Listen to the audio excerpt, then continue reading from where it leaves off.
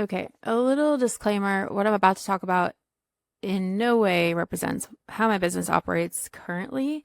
This is all just like past experiences and things that I did completely wrong, things I wish I'd known then, and how I do it all differently now. My business is currently the best that it's ever been, and I love the people that I get to work with and the environment that we've built so much, and I'm so grateful. However, the road to get here was not paved with gold. It was definitely full of potholes and speed bumps and full on roadblocks. And I had to learn that being the cool boss is not actually that cool. So, how exactly did I get here? Let me just examine this for a moment because when I think back to why I did the things that I did and why I made the choices that I made, I think it kind of comes down to one thing that I just have this like constant need to be accepted.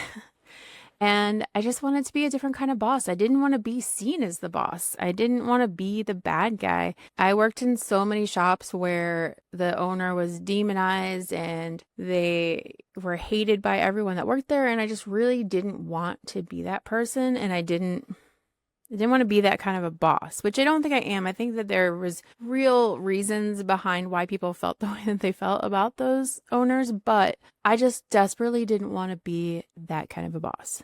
I wanted to be better than that. I wanted to be their friend. I wanted to be their coworker. And I do still think of everyone as my coworkers. I don't feel like I sometimes feel like the boss, but like a lot of times I feel like it's a group effort and we're just like all coworkers here. But that was where this all kind of stemmed from in the beginning was I just wanted to be cool, you know? I wanted to be everybody's friend. The truth of that is you can't be friends, honestly. There's always going to be a little bit of a wall. Like I do consider my coworkers my friends. I do. You can only get so close. And there's you and there's them. And it's always going to be like that. That's always going to be in the back of your mind. That's always going to be in the back of their mind. You're always going to be seen as the boss. It's just different. And that's okay. It's fine. It's just not realistic to expect them to see you as a friend and as a peer because it's just not how it actually is. And you can't be surprised when they treat you like a boss and you thought you were their friend. So you just have to have this realistic expectations. Otherwise, you're just kind of setting yourself up for failure in that realm anyway. A lot of times in the past, I felt like the mom, like like the mom of the group. I feel like I get in that position a lot.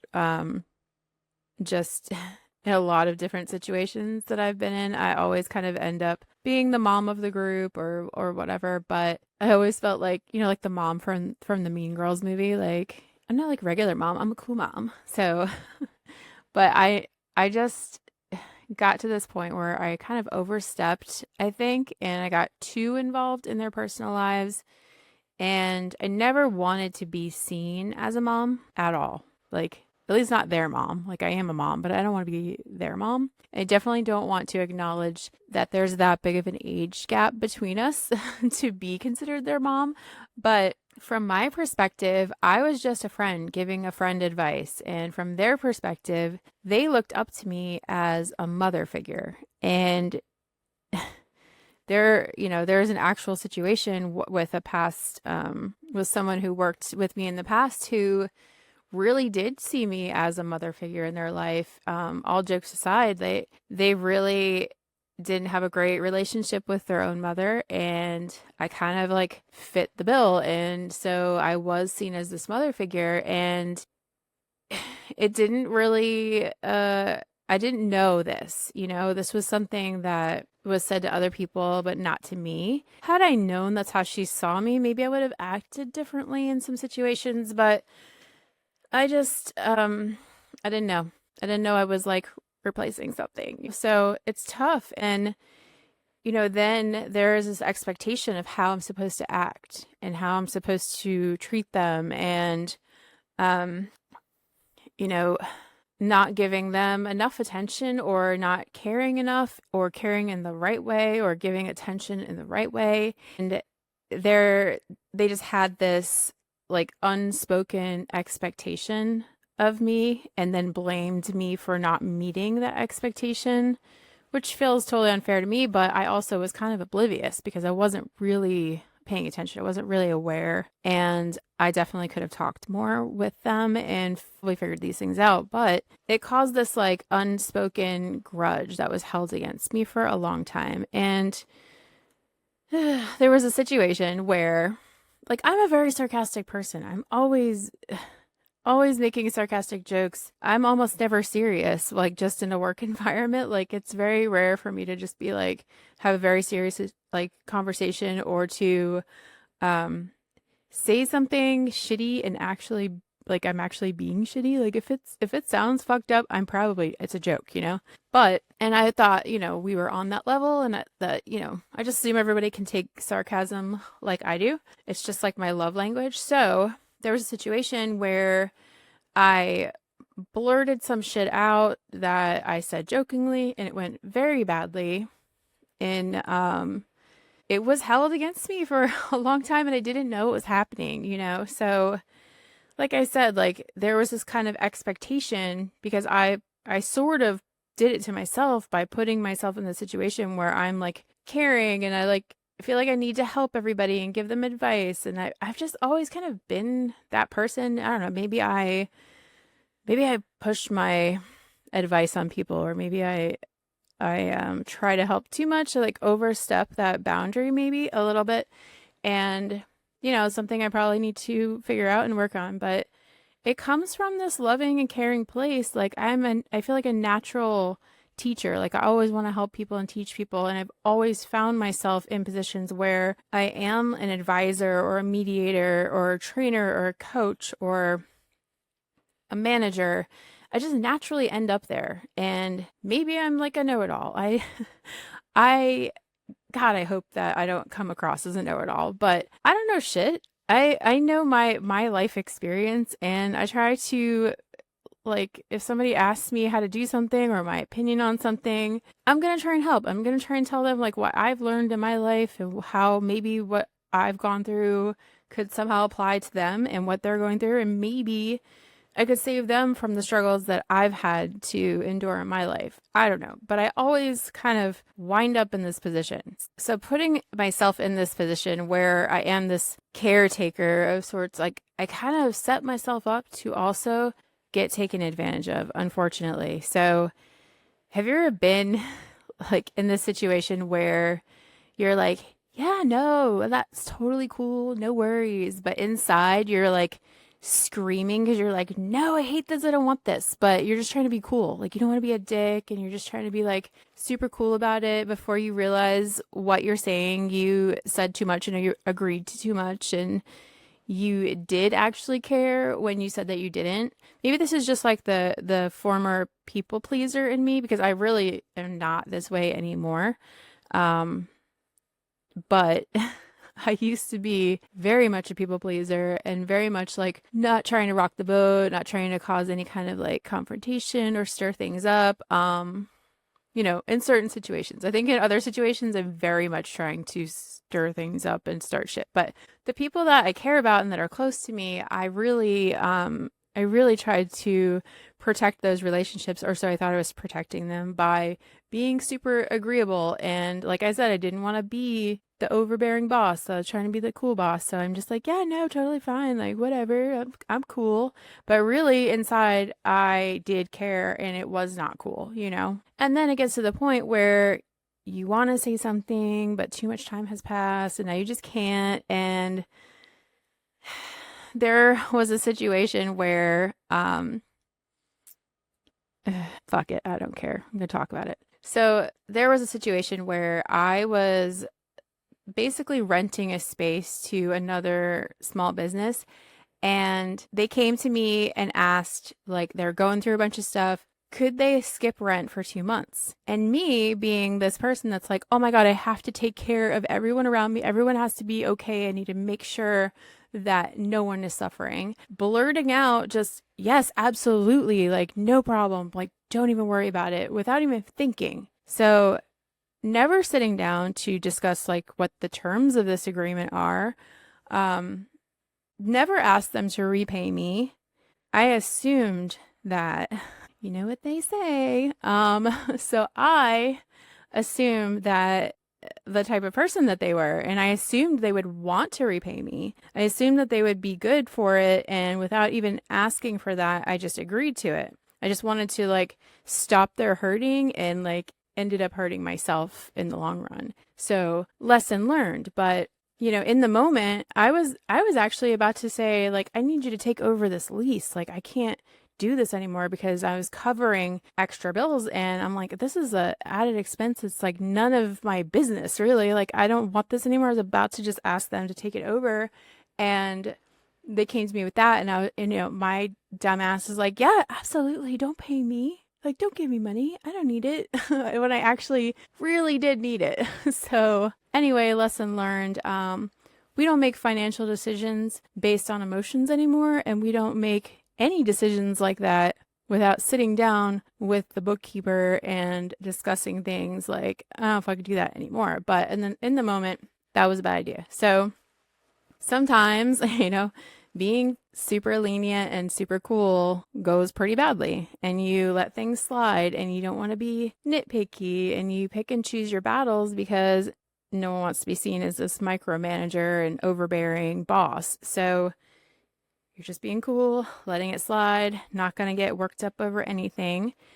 And so I never said anything, never asked for it back.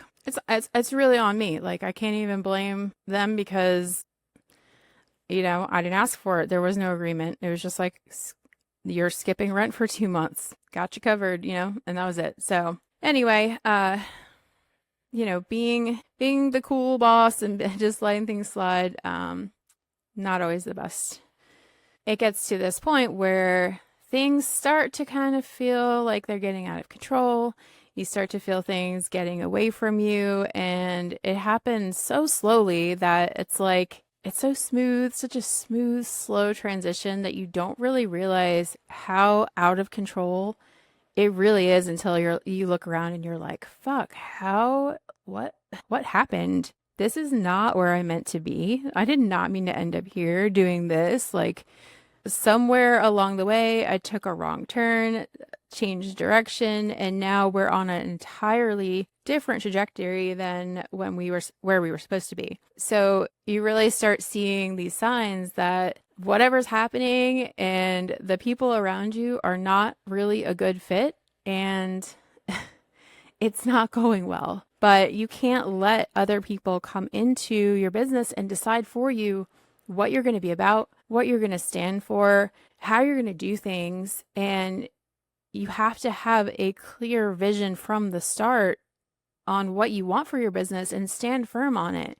Because when someone comes in and they try to shake things up and do things their way and change things, and you're just this agreeable person, next thing you know, you own a business that you like doesn't look anything like you or what you wanted, and nothing is familiar, and you feel like almost like the rug was just like pulled out from under you. You're like, what the fuck's happening? So you have to have that clear vision of what you want. And when you find that something doesn't fit and something doesn't feel right, you have to be able to let it go, whether that's a person or a project or whatever it might be. If this doesn't work and this isn't what you meant to be doing, you have to stop the bleeding and fix it, right? So now that I have stopped being this people pleaser boss and the cool boss and the agreeable boss, I've come to this realization that I'm not actually for everyone. And I know that it's hard to work for me. And that's on purpose. I used to be this person that was like, I want everyone to think that I'm cool and like the best boss. And I want everyone to enjoy working with me and just get along with me. And really like that's not even realistic. Everyone's not going to like me. I don't know why. I think I'm pretty cool, but reality is there's people out there that fucking hate me and they think I'm annoying or like they don't like the way that I do things or they think I'm a bitch or whatever it is. There's always going to be someone who doesn't like me. There's always going to be someone that doesn't like you. And that's okay because they're not meant for you. They're not meant to be in your space and you don't want them to end up there. And that's what has happened in the past is that me trying to be agreeable and trying to make sure everybody likes me and doesn't think that I'm like the mean boss was letting in people that didn't belong here, people that didn't fit in here and it wasn't a good fit. So I know it's hard to work for me. It's totally on purpose. I'm trying to weed out those ones that aren't on the same path as the rest of us. And I don't mean like it's hard to work for me because I'm so mean and terrible now. I mean, it's hard because I'm always pushing myself and the people around me to grow and be better. And if you're not that type of person, you're going to have a really bad time here. We love to keep each other on our toes, and that means that I have super high expectations. Everybody here has super high expectations. I expect everyone else to put in the same work that I do. Maybe not, okay, maybe not the same amount of work that I do because that's not even realistic for me. But I expect everybody to work hard and like put in effort and be passionate about their job. And I expect everyone else to want and to push for growth. And I expect everyone to be accountable for themselves and to hold me accountable as well. I have super high standards and we strive to put out the best work possible here. We want to give our clients the best experience possible. So we don't accept less than that. And when something isn't meeting our standards, we talk about it and we fix it. And I expect that everyone here that works here is going to match everyone else's efforts. And that includes me. If I'm slipping, I want to be told about it. And I expect to be told about it. From day one, I had a plan. I had a goal and a vision for what I wanted this business to be. And I have to constantly be reassessing now and making sure that I'm still on that right path. The things that I'm doing, the choices that I'm making going forward are super intentional, and the things that I'm putting my efforts into are meaningful and align with what I envisioned for my career and for the shop. And all of the things that I'm doing are representing the things that were important to me then and that are still important to me now, which can change. I can change my mind. I'm allowed. That happens, and there's nothing wrong with that. It turns out none of it's set in stone, right? I can be flexible and I can pivot where I need to. I can see where the changes need to be made. And as long as there is a good, solid reason for it and it makes sense and it's aligned with my goals and my vision, it's okay to pivot. It's okay to change. But I have to weigh in the overall benefit versus just being, super strict and stubborn on my original plan, because sometimes the original plan is trash and it's not going to work. And you don't just say, fuck it, this is the plan, we're going to stick to it. That makes me think about the episode on The Office where Michael Scott's like, he's driving and the GPS is telling him to turn left, and to turn left, there's a lake. And he's like, no, we're listening to the directions. And he just fucking turns and they end up in the lake, right? So sometimes the directions are wrong and you have to be able to change when it's needed. But I also have to know what my limits are and be ready to draw that line. So by actively naming what my non-negotiables are, it makes decision making real fucking easy. If I know for a fact I'm never going to hire somebody who does drugs here, if I encounter that situation, there's never going to be back and forth or debating what to do. I know that this is a no for me and I'm done, decisions made, moving on. I have to know what my minimum requirements are also. So these are the qualities and skills that I'm looking for. And if they don't have all of these, it's a no. And I have to constantly check in on trust and understanding and respect. And if we ever lose any of those, we need to reset and try to repair it. And if we can't just ignore it. These are the type of things that only get worse and worse over time. A lot of it is just kind of finding the balance. It's a constant balancing act. You have to know where you can bend the rules or change the process and when it's needed without going against your beliefs and your character or jeopardizing your integrity. It's a fine line between bending the rules or changing your process and then getting completely pulled off of track and losing your focus and forgetting what your own dreams and goals were. You have to know the difference and be aware of where you are on this map at all times. But it's all going to come back to your values. If you set a solid foundation and stand strong in your convictions and have that North Star that's always leading you back, all of your decisions are going to be based on these principles, and you'll always be able to check back in for alignment. And whenever you're in doubt, having that North Star will always help you realign with yourself and your beliefs. But you have to first recognize what's most important to you and what you stand for, the reputation that you want as a business and as a boss, and the story that you want your actions and the actions of your business as a whole to tell.